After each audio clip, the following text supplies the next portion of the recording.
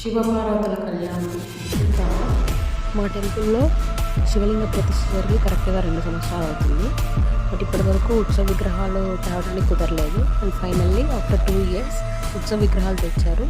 And Shivaratri రోజే శివపార్వతుల కళ్యాణం జరుగుతుంది. మాతో పాటు మీరు కూడా చూసారు.